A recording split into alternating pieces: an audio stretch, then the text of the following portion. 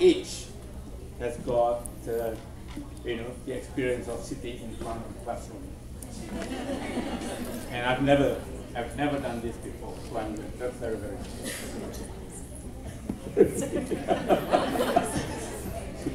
That's how my nervousness has affected me. And secondly, I'm also very nervous because of this profession called accountancy. There is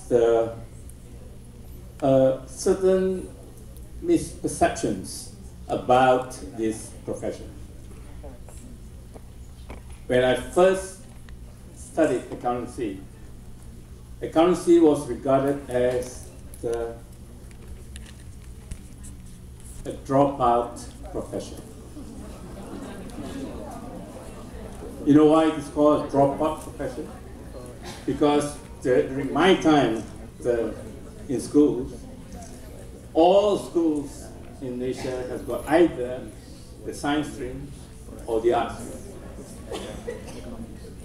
The students in the science streams want to become engineers and doctors, depending on which is the subject that they like better, the biology or the physics. The people in the art streams want to become lawyers. Accountancy was never a profession that students in my time have got up in their mind.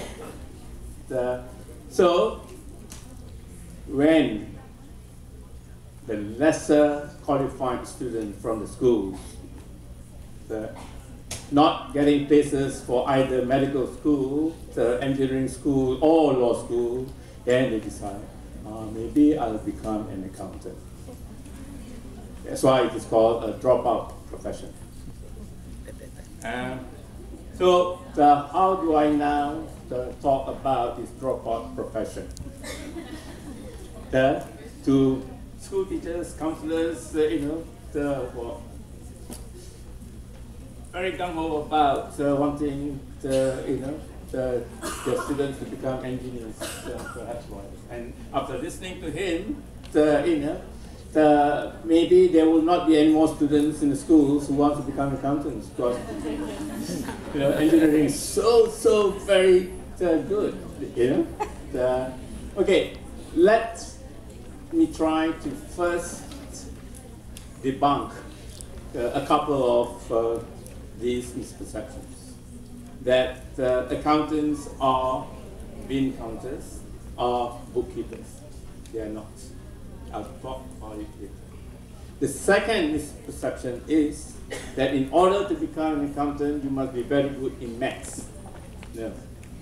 Maths is not. I'll register for my all right? The maths is not the criteria for people who wish to become accountants, right? The accountancy, by and large, is just for people who can think,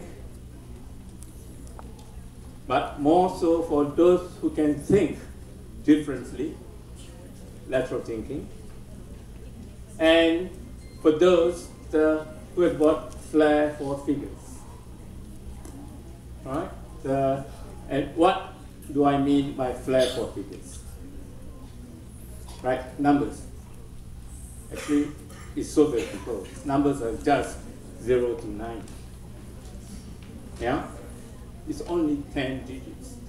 But if you've got flair for it, then one is more likely to be suitable for an accountancy career. Yeah? So, I think I'll come back to this last one. What's the role of accountants? All right? The role of accountants in businesses really is to ensure that every business that is being carried out is carried out in systematic, and easy to explain to people who are involved, who are affected by businesses, in a manner of using the figures to relate to the businesses. So it is really very simple.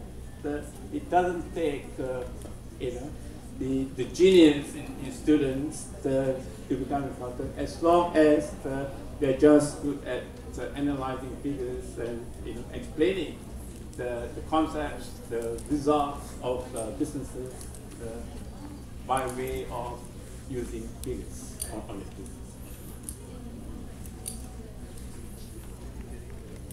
Thanks to the engineers as well, I can now just use my handphone to put on my notes to speak. So by and large, instead of just recording business transactions, accountants today actually act as business partners to whoever in business. Engineers in business. Thanks for reminder. I better type here. Engineers in business need accountants. Doctors in business need accountants. Lawyers in business need accountants. Whether you're manufacturing, you're trading, or you're just contracting the businesses, you need accountants. Therefore, the accountants are really business partners to a lot of people. Right? No businesses in the world can do without the services of accountants, either externally or employed within the companies. Okay? Maybe I should share with you some of the luminaries among accountants in our midst. Perhaps I should mention the very first name who was my mentor, Tan Sri Azman Hashim. Does the name ring a bell? Yes. Right, the owner of M-Bank. He started his career as a practitioner. He owned a firm called Azman Wong and Saleh. He then became the chief executive, or even chairman, I thought, of Malayan Banking. And then he set up his own Arab Nation Bank. He is basically an accountant. There is another Azman that you may be familiar with, also a Tan Sri, Azman Mokhtar, who is the managing director of Khazanah Nasional. Also basically an accountant. He had his first training in TNB, and then went on to further studies and came back, specializing in investments, and the country decided that he is the best person to head Khazanah Nasional. Right? One more name I would mention is Datuk Sri Wahid Umar. You know him perhaps today as the Minister in charge of Economic Planning Unit, but he started his career in the complex Kewangan, and then went on to become Chief Executive of Telecom Malaysia, and then to be the President Chief Executive of Land Banking. And the PM decided that he is the best person to be running the Economic Planning Unit. So why I mentioned these three names, there are many more actually. Even the chairman of MAS is an accountant. But MAS have got some sensitive issues today, I will not mention. You see, the point I'm trying to make is being an accountant, one is very widely exposed and experienced so that they can function in almost any situation. Running a bank, running the country's biggest investment company, and as well as running the country's economic planning unit. right? And by the way, it's not the first accountant to do that. Before him, it was Tan Sri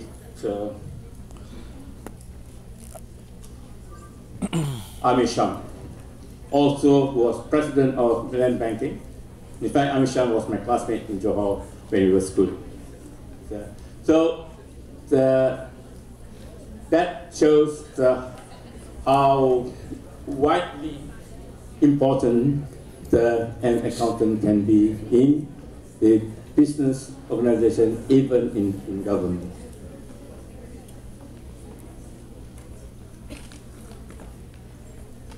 Where do accountants work? I mean, assuming that one has gone through and qualified an accountant.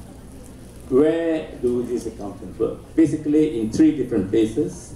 One, 25% of the accountants in the country are actually working in accounting firms. They either practice or they are employed by these accounting firms, auditing firms, and the main job is to perform the audit of businesses and to, they are in a position of trust.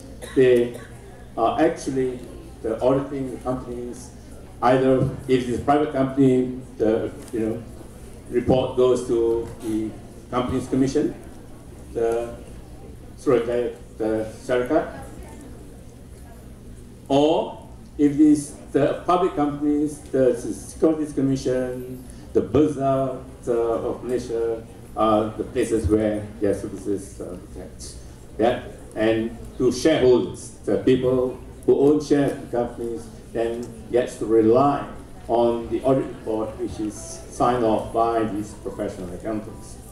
Or 65% of them are actually employed in businesses, commerce, banks, manufacturing companies or whatever. 65% of them in various capacities, either at the very head, maybe chief accountant, chief financial officers, or accountants, in the middle around, performing accounting work for the businesses on the business. 10% that works either for the government. The majority of them are in the Accountant General's office, performing the accounting work for the government ministries and departments. And a splinter, maybe 2-3%, are actually working as lecturers in universities on the basis, right? So these are the places that they get to work in. Let me just also touch base on ratio. Right? Shari actually mentioned just now about the ratio of the engineers to population, right? Just to use that as a basis, there are now 30,000 registered accountants in the country to our 30 million of population, and it's 1 in 1,000.